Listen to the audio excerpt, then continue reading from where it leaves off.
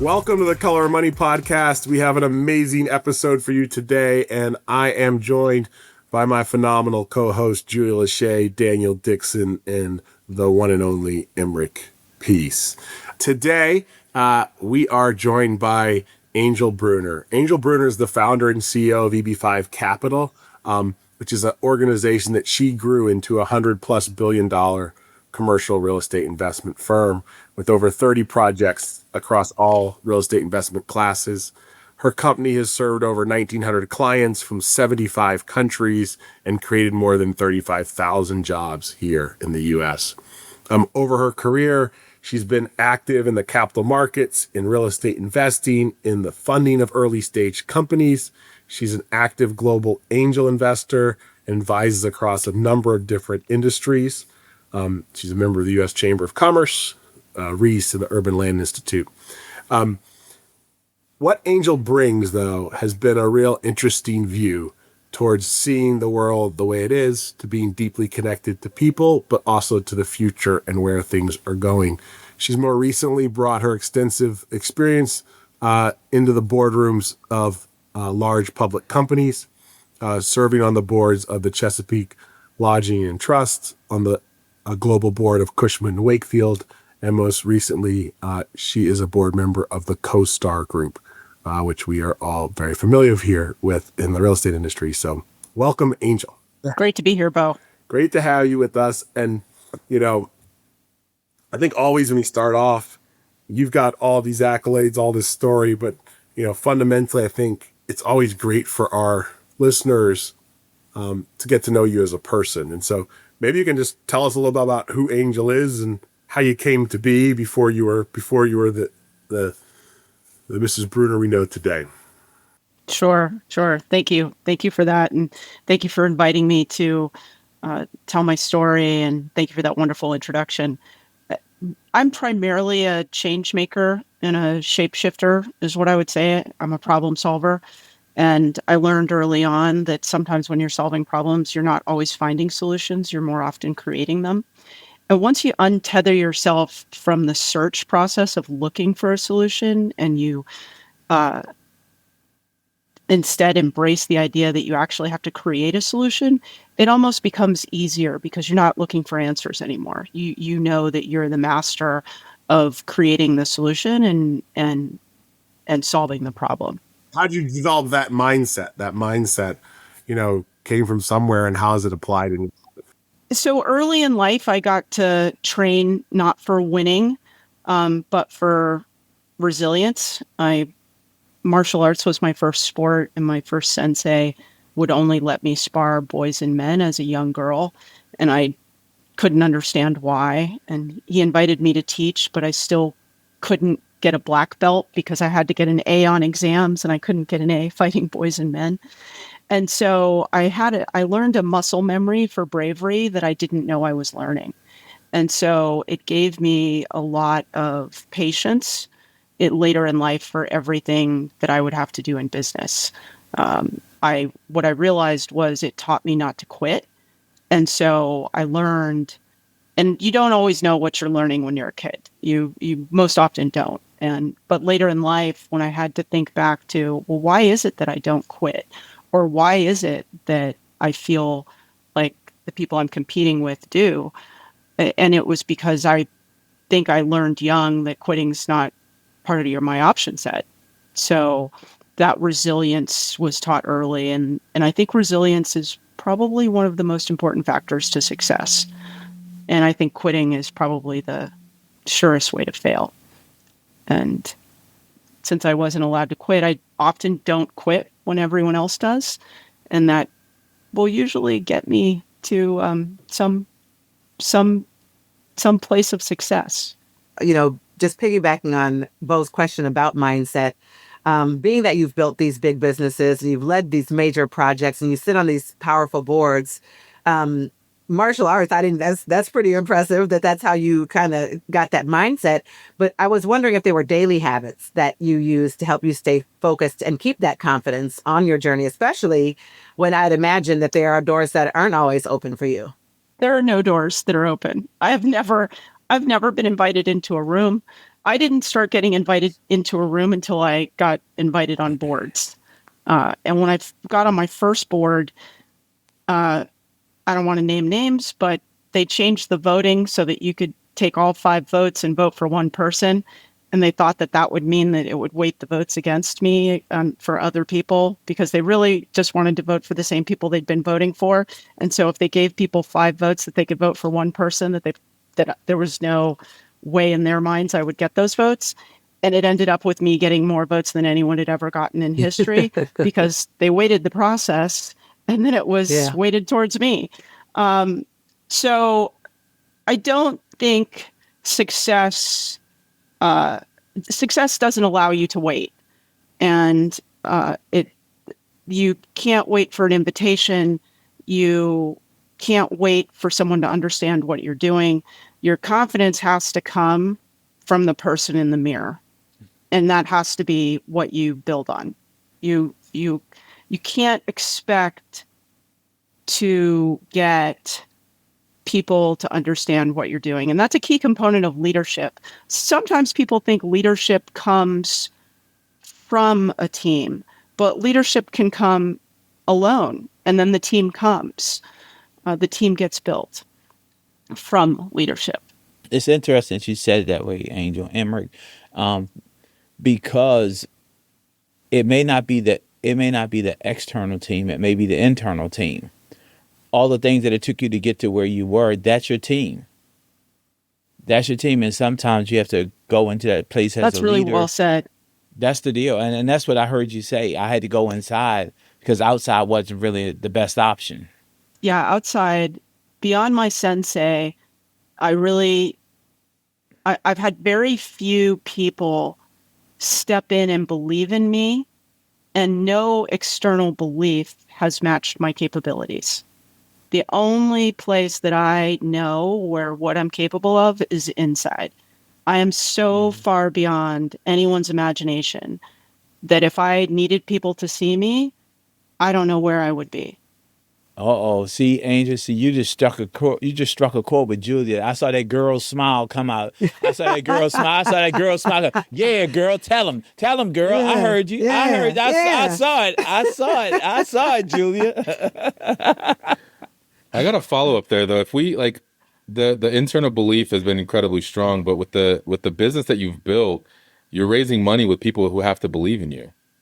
So how do you bridge that gap? Oh, it's worse than that. Yeah, it's worse than that. So let's just be practical for a second. I have a deadly peanut allergy, and I have been to the emergency room in all top 5 countries that I fundraise in. I have been in near-death situations in every single country I've had to go to. Wow. And I mean, from getting a $1 cup of noodles at the gift shop at the Great Wall outside of Beijing to, grabbing a handful of something from the bar at my hotel. And if I didn't have the spiritual foundation I have, I probably picked the hardest thing I could possibly do. I am challenged with languages. I'm physically at risk of death. And I'm going into countries, all of which don't provide for my human rights as a gay person. Mm-hmm. So who says, oh, that must be what I'm supposed to do? That must be the path that I'm supposed to take to deal with these food deserts and to deal with what our capital markets have failed to do. That must be the right path. Your belief and your energy emanates from inside you. So I don't sell myself. I just be myself. And myself is a person without self-doubt. Myself is a person who, whatever I'm doing, I believe that I'm born for it. So 2 things that I want to make sure that we give our listeners a little foundation in what your business actually is. So I don't know, Angel, if you could take a second to describe Sure. Maybe first how you came to start the business and what the business actually does and how EB5 works. First off, I want to say that my business is just the assembly of my values. It's just the complete manifestation of my values in all aspects. So I believe in a connected world. I believe in a diverse world. I believe in an abundant world, and I believe in a limitless world. And my business reflects those values. So I live in Washington, D.C., which was a food desert when I moved here in 99. And I was given the reason that it was a food desert was because of the Martin Luther King riots. So that weighed on me morally, that we were in 2000 and capable people were telling me that they had an intractable problem with no solutions, that it existed since 1968. That didn't sit well with me. It didn't sit, it wasn't a story that I wanted to participate in. So I ended up leaving venture capital, going to Fannie Mae, going to NCRC for the local listeners, National Capital Revitalization, all in an attempt to institutionally address the food deserts. I was fired twice for working too fast. First, I was called in and told my pace was upsetting people. And what I thought was, well, everyone's pace is upsetting me. Then I went to a larger shop and I got pulled in again, and I got a lecture on the pace at which you should turn a battleship. And then I had to leave that opportunity. And I actually ended up choosing to be, I chose to be homeless actually to start this business. I could only pay for one rent, and I was helping to support my brother. And so between his rent and my mortgage, one of them had to go, and I could work and he couldn't. So it was me that went. And again, everything came from the inside. Bo's a very smart, capable, successful man. And he fessed up at the beginning of the podcast that he didn't understand what I was doing. So I had that belief, and then I found the EB5 program. And so I matched up the desire of people to come to the United States who believe in the American dream, who have to leave their home countries, which is a very vulnerable place to be. And I took our capital needs of funding grocery stores, grocery anchored retail, all of these things. And I'm a trained economist and urban planner. But I didn't think I would be using those skills, and lo and behold, I am. And those foreign investors have to invest a certain amount of money, and they have to create jobs. And so I took that job creation requirement and I married it up with grocery stores, and the numbers looked really good. And just like you would do a land appraisal, I would do a job appraisal. And the job appraisals looked like I could raise millions for these projects. And if you recall, back in the early 2000s, it was very difficult for the capital markets to write a check to Washington. They really didn't want to do it. They found a lot of reasons to not underwrite our projects. And so, and any entrepreneur listening will understand, to me, it seemed like the perfect match because I could take all the risk. I could take the risk of underwriting. I could take the risk of protecting investor capital. I could take the risk of telling the developers that I would raise the money. And I could put a project together if I was willing to take all the risk. And that's what you do as an entrepreneur, is you take all the risk. And again, I think I had the privilege of having that be part of my muscle memory from the extreme practice that I had of martial arts. That was, in some people's eyes, you would think I was designed to fail, but I wasn't being trained to win. I was being trained for what my life would look like, right? Which is a constant act of resilience in this world. And so I was taught to have stamina for that. And I have a limitless amount of stamina for that. So, Angel, fundamentally, what your business does is help find projects in the United States, which start out in Washington, D.C., that meet the criteria of producing jobs and need capital. And then you go and raise money from investors in other countries who are looking to get visas through the EB5 program, where they're able to invest money into projects that create jobs. And when those projects deliver those jobs and they invest that money, they're able to get access to come to the United States through that visa. Is that adequate? So, and we have been overwhelmingly successful in that. We have helped over 2,000 families from over 75 countries realize their American dream. And we've created over 50,000 jobs to date in more than 15 states, and we're licensed in the lower 48. We can do anything from the Pacific Ocean to the Atlantic Ocean. I've got a question about that, Angel. Given the current climate, with all of the deportations and all of those things, what is your world looking like right now? You talked about having to have resilience. I'd imagine that's a daily thing you carry around doing a job like this. Given the current climate, how does that shape your daily experience? Honestly, I think resilience is if I had to give up any skills or any talents, that is the one that I would want to keep. I can hire everything else, right? I can build everything else. But really, I've noticed that it's my resilience that helps my team on a day-to-day basis, and I can gift it. I can gift it to everyone on my team, and that's the point of leadership: is you can actually gift your gifts to the entire team, and they can stand on your strengths, and they also fall on your weaknesses. I'm sure we've all been on teams that weren't that strong, and I imagine those teams didn't have great leadership. So in this climate, we are still facing overwhelming demand because a lot of what we're addressing as a country is shifting centers of power in the world.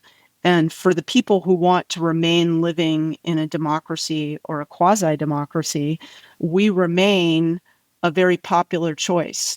And we're the strongest choice if you're an entrepreneur. And the majority of our clients are entrepreneurs, people who literally are creating their own success. And so I would say we're still one of the top choices for entrepreneurs because we, for the most part on the local level, have retained the rule of law, and doing business is relatively straightforward and safe. Like, I'm listening to this and I'm like, this is really neat. This is like way, like you said, futuristic, outside of the box, because in order for you to get to this place, you had to start somewhere. So what was the real impetus behind you putting this together? Because I'm sitting here like, I heard her say futuristic, but this is like way out of the box futuristic. That's right. Remember I talked earlier about creation. You need to untether yourself from the act of finding and tether yourself to the act of creation. So I needed a source of capital to deal with the cap and the capital stack in urban projects. That's what I needed. And I did not need it to exist. I needed to get the money. And so you have a group here that is required by law to create jobs. And American jobs are very expensive. Their investment initially was only $500,000. You cannot create an American job with $500,000 of investment. It is you certainly can't create 10 jobs with $500,000 of investment. So you have to pool the money. And because of the delayed efforts to rebuild cities after the Martin Luther King riots, that is true of not just Washington, but many cities, there was an opportunity to fund many projects that just by the laws of supply and demand would work. Washington, D.C., when I started, had a $5 billion of retail bleed. Retail bleed is when I drive someplace else to do shopping. So if I could just bring some of that commercial opportunity back into the district, I was economically guaranteed success from a supply and demand. This is just very, just keeping it simple, right? So as an urban planner and an economist, I knew that. I knew those things were given to me. And so I think we've all met a lot of bankers, and there are not a lot of bankers that are urban planners and or economists. And so I had a perspective that I could bring to the puzzle that was probably a little bit more advanced academically than the folks that had been trying to create a solution, or worse, not trying to create a solution, trying to use something that was already on the shelf, right? Okay. And I think what you're hearing, Emmerich, was that I used something that wasn't on the shelf. And that was how we got to now. The other issue is I grew up in Silicon Valley, so my idea of a normal world is probably closer to the Star Wars cantina than some other examples of diversity. Right. So to me, that's a normal world. And I was moving back east and moving more south. I was a little surprised by how little diversity actually exists. And so I felt very privileged that I was able to find a solution that was going to add to the diversity that I wanted to normalize. Angel, can I ask you some questions about leadership? You said some things that really stood out to me. You said you can gift your gifts. And so, like, your team, they can stand Yes, on your strengths. 100%. Yeah. And so I'm wondering, as a woman who's Yes. led in spaces where representation's super limited, what gifts maybe could you share with us, agents that are listening, entrepreneurs that are listening? What gifts could you share with us, or people who are trying to kind of grow their leadership or grow their influence and lead with, I suppose, purpose, like you are? Sure. Well, I was gifted leadership at a young age, right? My sensei pulled me out as a child to help him teach class where I was teaching men and all kinds of stuff. And then, I've been captain or MVP or coach of all my teams, or all of the above. I still have a strong relationship with USA Rugby, and during COVID, I had the opportunity to mentor Olympic athletes. So I had a strong path of leadership and an understanding of the power of leadership before I ever got to the business world. And for those parents that are listening, give your children opportunity to lead. Give your children opportunity to teach them that failure is part of success, that it's just part of the iteration, that anything exists in the built world is the result of thousands of failed experiments, and to embrace that as a learning path and not be afraid of it, to really sort of run towards that iterative learning. In terms of leadership, I have never had the privilege until now to be in a room where the cavalry might be coming. I have only ever been the only in a room, and I've only ever been uninvited.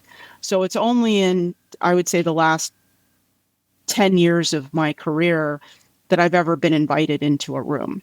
And I'm invited into the room with the board. For example, my chancellor at Brown is the CEO of Bank of America. My chairman of the board at CoStar is the chancellor at Princeton. I'm in the room with incredible leaders now as my peers, and it feels good. It feels good. I found that, and I most recently, now what I would tell you is I was recently at a meeting of Black women on boards, which just started to exist during COVID. And there are a number of women in that group that have written books that have already been published. Ken Chenault came to speak with us this past week at our meeting in Chicago.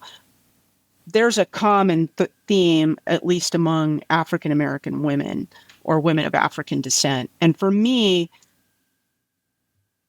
I find that resilience runs in our DNA. So I think if you're going to teach leaders, then you would want to give them opportunities to be resilient. What's it like to be a team captain on a losing team? There are lots of ways to teach children resilience. Communication skills. You have to be generous. You have to have an abundance mindset. In order for me to gift my gifts, I have to believe they're limitless, right? That whatever I give to you doesn't take from me. You can have as much of what I have as you want. So I think an abundance mindset is critical. Can't have a scarcity mindset. You have to look for the opportunities in the failures. Don't waste a crisis. All of those principles ring true when you're building something or leading something. And your confidence is the most important thing. And true confidence has no, arrogance isn't part of it. People can sense the difference between confidence and arrogance.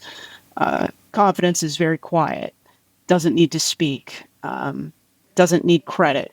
I want to go back to something Daniel asked a while ago and maybe tease it out a little bit. So you've talked a lot about confidence and composure in your own identity. yet much of your success in life has been about connection with others.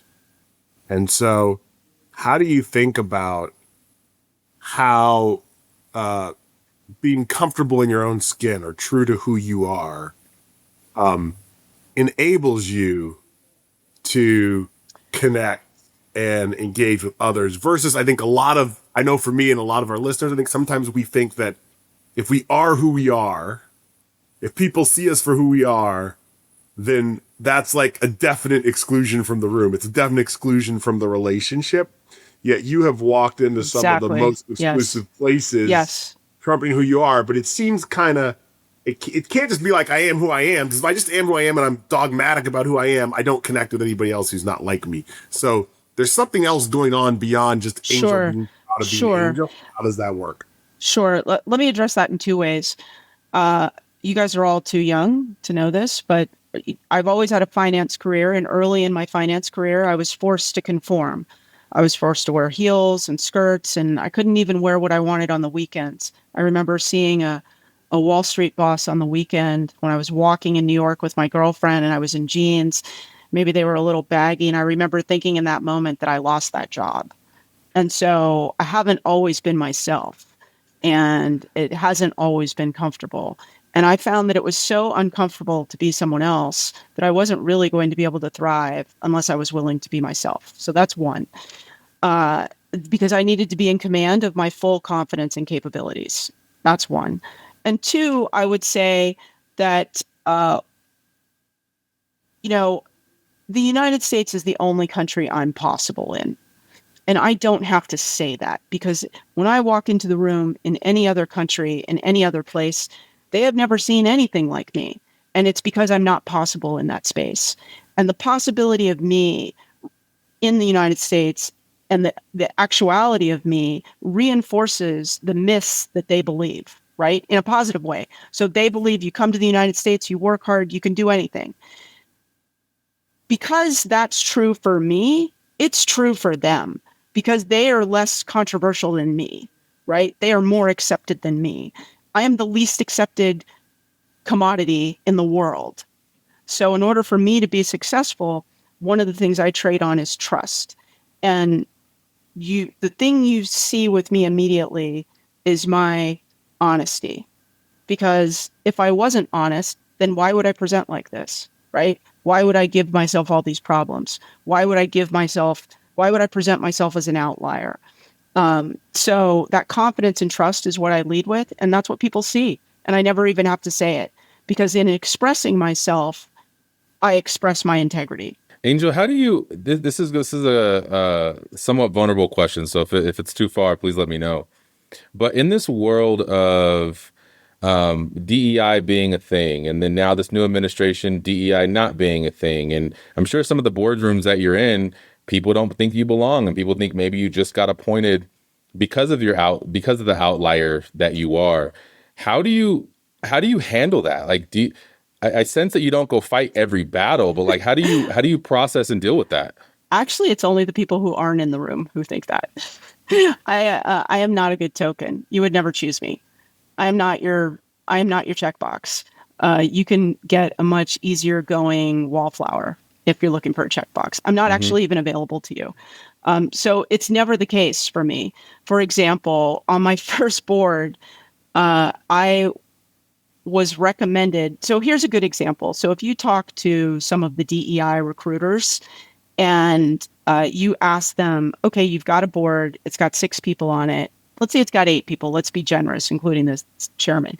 And it already has a Black person on it. Let's say it even already has a Black woman on it. Oh, wow. Okay. Would you actually look at another Black woman to join that board? That is where you find your unconscious bias. Oftentimes those recruiters will tell you, oh my God, no, they already have a Black woman. Why would I waste another Black woman's time talking to them about that board? Yeah. Now, let me tell you my experience. My first board, there were only 5 people on it. And I was I was the first female, and I was the second Black gay person. So you tell me that room had anything to do with DEI. What would you need 2 Black gay people for in a room of 5 people? Now, fast forward to my third board, I'm also on the board with another Black gay person. Ask me what my CEOs were in all those cases. They were all white men. So I don't have any issues with diversity in the rooms that I'm in. People choose me for me. Where I get the unconscious bias is I'm so happy you asked that question, Daniel, because that is the experience of people outside the room. The people who are inside the room, no one thinks I'm in that room for the color of my skin or my gender or my sexuality. And so Right. I don't experience any of it. And and to my situation, I don't talk to recruiters because unless you know me, you don't actually know what you're looking for. Mm-hmm. So it's only from outside the room, and it's only from other people of color for the most part. So what you're saying Interesting. to us and our listeners, our audience, is that I hear, be yourself. You're your own unique commodity, and walk in the skin that you're in. Yes, absolutely, 100%. And I'm a spiritual person, so I would never, I would feel, I would never want to waste my gifts. To me seems disrespectful. And so that's an issue. And then I want to highlight that path because people have to understand that as people of color and minorities, a lot of times the unconscious bias they're facing is coming from themselves. It's coming Right. from themselves. It's their limits, right?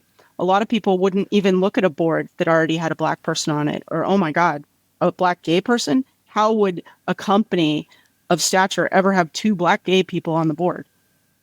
Well, maybe their color and their sexuality has nothing to do with their skills.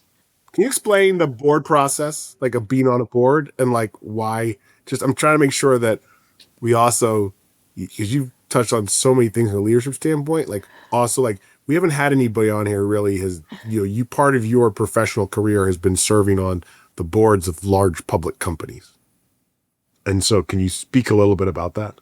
So the board is a collection of people who have skills that are not present inside the company that the CEO hand selects as advisors to the leadership and success of the company. That is what a board is. So if you are at a point in your career where you are so confident in your skills that you believe that you can help someone else run a company that's larger than yours, then you're ready for board service. If you do not have that internal confidence in your skills, then you're not ready for a board. I always say my first love was data, or my first love is data. And I'm a very process driven person. I build scalable things. I build culture. I build leadership. I build confidence in teams. Like my whole team, I meet 1% of my clients. I meet 1% of my clients because my clients can get a sense of the values, and I'm a values-based leader. Rules are for the absence of values. So I can push down a lot of responsibility very low into my company because anyone can check in with the values of the company and figure out what the decision is to make.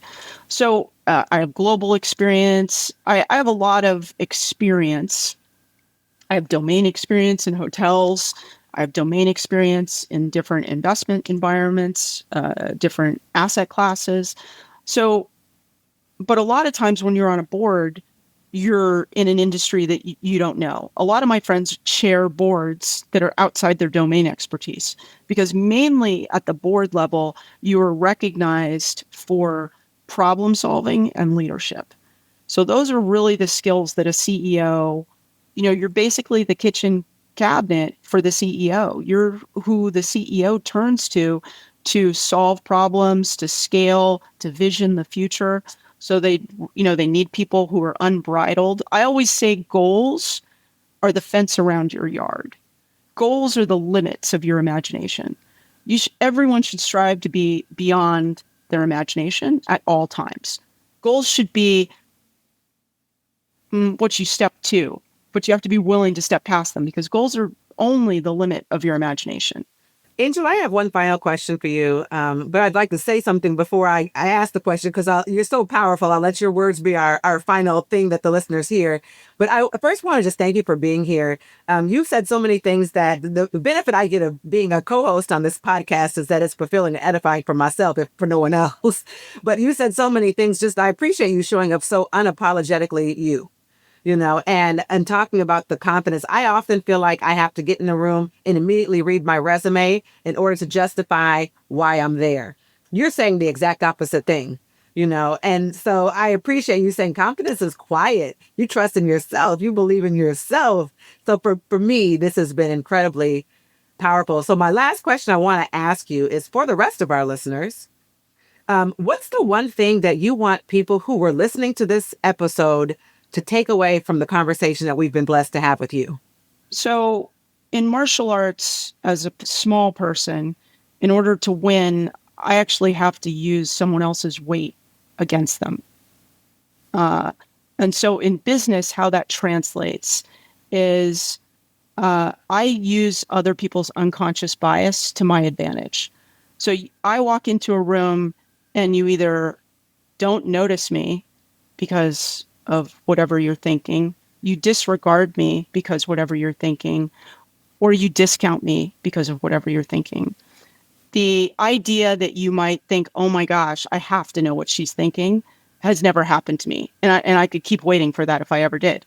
So I use that quiet space of disregard as a strength.